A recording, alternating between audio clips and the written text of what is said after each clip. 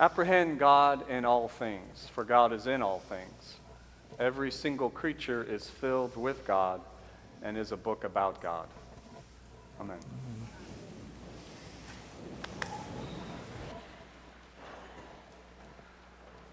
Last Sunday, while you guys were here, I'm sure you were here. I was not, and we were taking Dylan up to Washington D.C. for college orientation. So I got, and yes, it was a good time. Yes, he enjoyed it. So get more out of the sermon than that, please. While we were getting ready to do that, I had an opportunity to experience something that I don't normally get to experience, and that is people getting ready for church.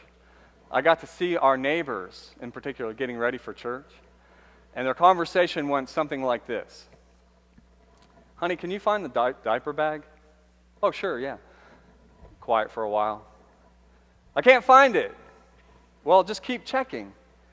Well, no, I think you're going to have to come help me. Well, I'm getting Sarah ready for church, so you need to just keep looking. Quiet for a while. I can't find it. I don't know where it is. You're going to have to come help me, but I'm getting her ready. Check the car. I bet you it's in the car. So he opens the door to their house and goes to their car, but he left the front door open, and their dog comes running out. So they're like, well, get Fido. I'm changing the names just in case. Okay, so get Fido. No, I can't get Fido. I'm trying to get Sarah ready for church. Well, I'm trying to find the diaper bag. We're going to be late. We're the ones that are supposed to pick up bagels today. We're going to be so late, and I can't find the diaper bag. And then they kept going into a conversation that I really can't repeat here. Some very colorful words about things. So, and I thought to myself, man, alive, what is it worth it? I mean, seriously, is it worth that to come to church? I mean, why do it? Why go through that to get to church? I mean, why come to church, really? If I'd asked the same question a while ago, not very long ago, it would be a very personal question, and I know it's a very personal question. It would have been personal then, but one of the answers would be there's a societal expectation that good people do this. So you'd have your own personal reasons, and then you'd have support from society saying this is what you're supposed to do. But that's not true anymore. We know good people who don't come to church. We know good people of all religions. Right? So why do it? Why come? And if I were to ask you, once again, individually, you might have, however many people there are, that many different answers. So I'm going to give you mine because I thought about it, and I thought about it really thinking about these children who are going to be baptized. I mean, why raise them in a church? Why have them here? So I thought, and I came up with one word. Relationships. Relationships. From a spiritual perspective, all of life is about relationships. All of life is about relating to all of the rest of life. Thomas Merton, one of our great contemplatives, says this about it. The whole idea of life and compassion is based on a keen awareness of the interdependence of all living things. The interdependence of all living things, which are all part of one another and all involved in one another. All life is about relationships. All life is interconnected. And so church within that context of relationships, church is about a person's relationship with God, a person's relationship to him or herself, and a person's relationship really to all of life, including but not limited to other people. Church is a people seeking to live in and out of relationships with God, with self, and with each other. That's what it's about. Really, the truth is, just about everything we do here is about fostering relationships with God, with self, and with others. Everything. Just about. For instance, reading the Bible. We're a church and we read the Bible, right? Okay. Now, this is a dangerous thing here because sometimes when I start talking about the Bible, I notice people check out. You go somewhere else. I notice, oh, he's going to talk about the Bible. I don't need to hear about that. So stick with me on this, okay?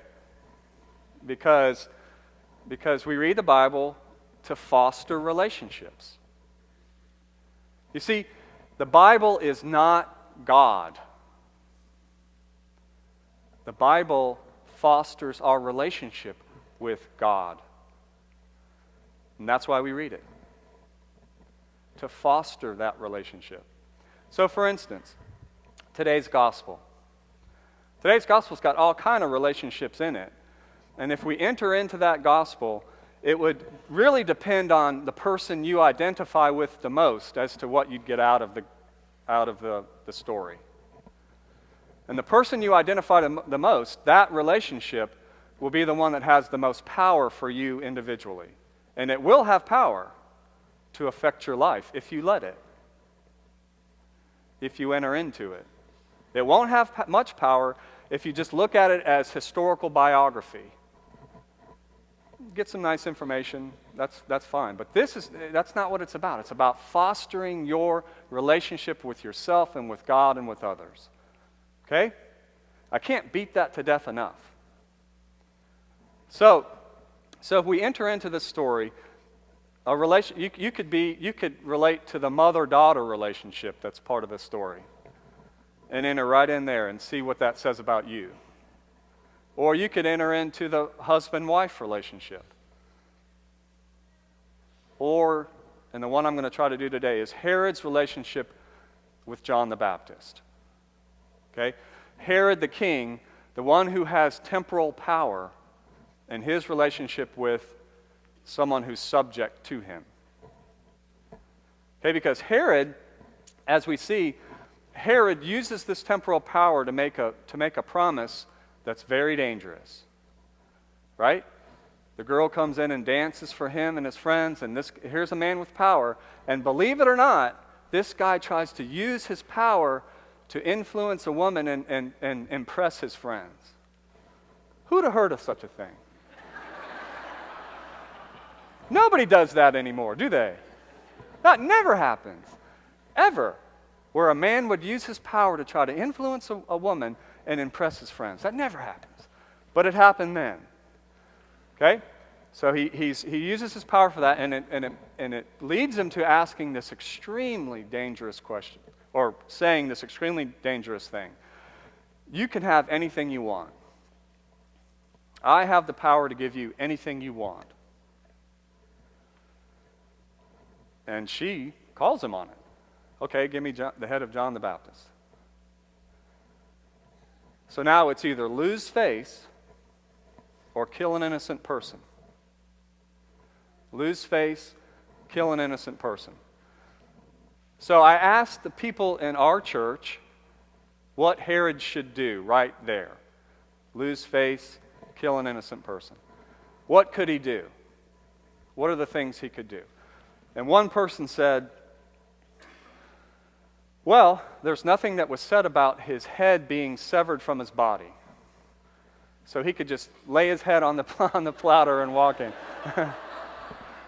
And that would satisfy both saving face and, okay, that's one way to go.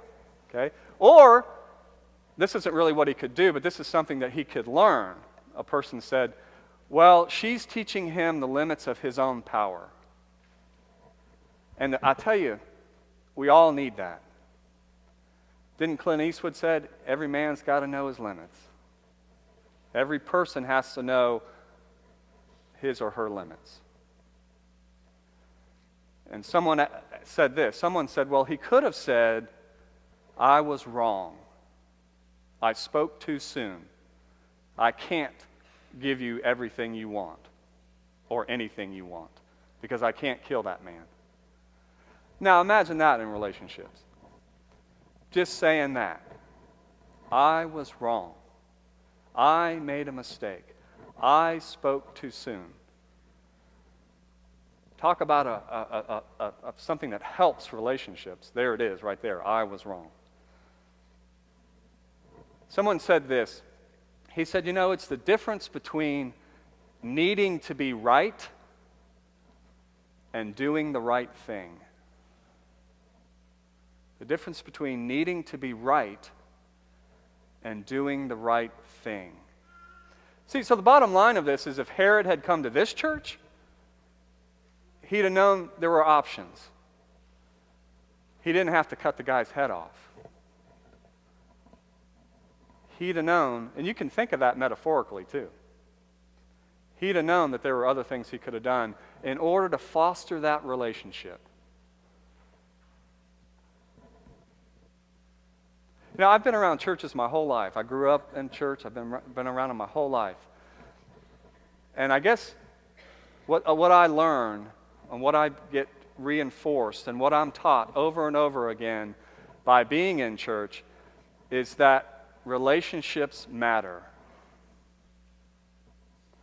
Your life and my life and the life of everybody here matters. It means something to life that you're here and that we're here together. And each time I'm part of a community, I get that reinforced over and over and over again, if I'm willing to participate. Can't get it reinforced if I'm pushing everybody away. But if I'm willing to participate. When I was in seminary, I went to seminary in Washington, D.C., Alexandria. And when I was up there, every year right around February, I started to lose my mind. Because came from South Florida, and Washington, D.C. was the first place I lived where there was a true winter. And so by February, I was calling home going, I've had to wear long pants for 5 months now. That was insane. Can you ever, it's just like, who does this? And I'd say, and I also have to wear socks. They make me wear socks everywhere. I didn't even own a pair of dress socks until I moved to Washington, D.C. I just thought it was barbaric. You had to wear socks, So right around that time, I was like, man, I'm just not too sure about sticking this out here. And usually right around that time, there was a woman from our diocese, a woman from a church in southeast Florida that would come and take us out to dinner. And she took us to this dive of a Mexican restaurant. And I was like 24, 25, and she was in her 50s, so I thought she was like ancient. There's this ancient woman coming to take us out to dinner. But it was so great because every time we went to dinner, it was like she was saying, don't forget, there are people in South Florida who care about you. And that's what we're about ready to say to these 3 children. Don't forget that no matter where you go, there is a God that cares about you. And there is a group of people here who care about you too. And I'll tell you what, that really matters. Amen.